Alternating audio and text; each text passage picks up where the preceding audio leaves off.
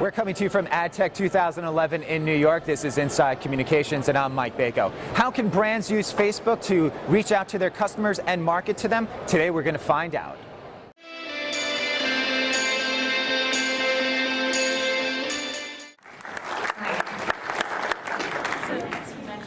Can you hear me? Yeah? Okay. I am the head of our global agency team, which started about 7 or 8 months ago. How many people are from an agency in the room today? Yeah? How many from publishers? Clients? Okay. So for the agencies in the room, I actually completely feel your pain. I've spent my entire career prior to Facebook on the agency side, which is why when Cheryl and David Fisher and Blake Chanley said we want to start a group that is dedicated to agencies and moving them forward, it was one of the best things I had ever heard, because it's the perfect hybrid of what I love, which is the agency world and the work that you guys do as agencies of your clients, and Facebook.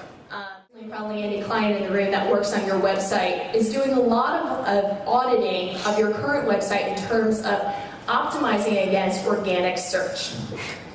You need to do that same thing for social as well. How can you prepare, not just for today, but for tomorrow, in understanding the social plumbing that's going to go underneath this site?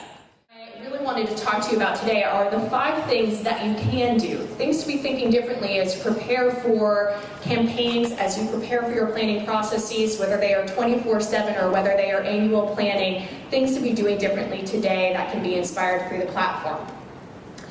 So the first thing I want, so our fourth one is considering a total market solution. When I say total market solution, what I mean by this is expanding beyond just general market and really understanding how you are speaking to the Hispanic audience. Obviously, you get people talking about the brand, talking about their experience to win a trip and an experience with this celebrity at their concert. And they wound up not only just increasing overall likes, but what's really significant for us today is they got people talking about the brand and talking about the brand in the language of their choosing. And in this case, primarily Spanish.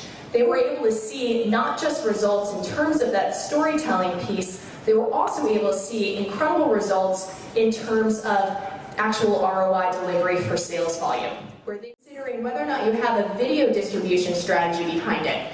So who do you want to get to talk about this? How are you using our video inventory and our video ad units to actually create stories? So if people are seeing the video spot and they have an opportunity to comment and share, now instead of it just living on your site or living on television, there's an opportunity for stories to be created with their friends that are triggered by this content.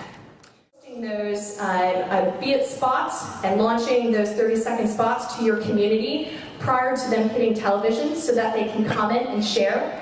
Volkswagen did an incredible job of this actually last Super Bowl, 48 hours I believe prior to the Super Bowl, and it was one of the most buzzed about and talked about spots of the Super Bowl prior to the Super Bowl ever even hitting. The other thing that is Flair magazine. It's a magazine, it's a fashion magazine actually that's outside of the US, so you might not be familiar with it. But the social insight that they discovered was that women actually like to share what they see and how they're inspired in terms of fashion, not from what they're reading always in magazines or what they're seeing on television or on celebrities, but what they see on everyday women. So they created an application where you could tag your friends. Not just tagging your friends in terms of their names, but you can tag them with a Flair tag.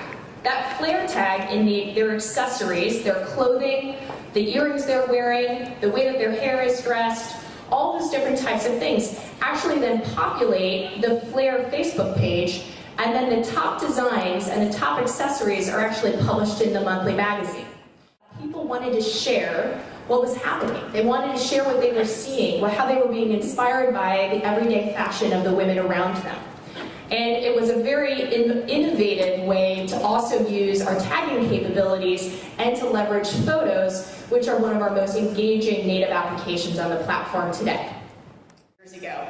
And looks like a standard website, right? This is the look and feel today. so I can't fully see my screenshot to walk you through, but what you're seeing is that I've actually logged on as myself. I can go to the Friends store. I can see which of my friends like Levi's. I can like a variety of different pairs of jeans that every time I like one of those, that hits my news feed, which gets branding delivered for Levi's and becomes relevant content for my friends who are especially excited that I like Levi's. And then I'm also able to see down below, what's been cut off is that my friend Megan Carnes and a series of other people have commented on specific experiences with Levi's, jeans that they like, fashion styles that they like. And then on the far right side, what Levi's has also done is they pulled in, because I've allowed this through the accessibility option, I've allowed them to pull in my personal profile information, which then showcases to me birthdays that are coming up. So now I can start to buy jeans and gifts for folks that are in my friend network that I wouldn't have thought about before.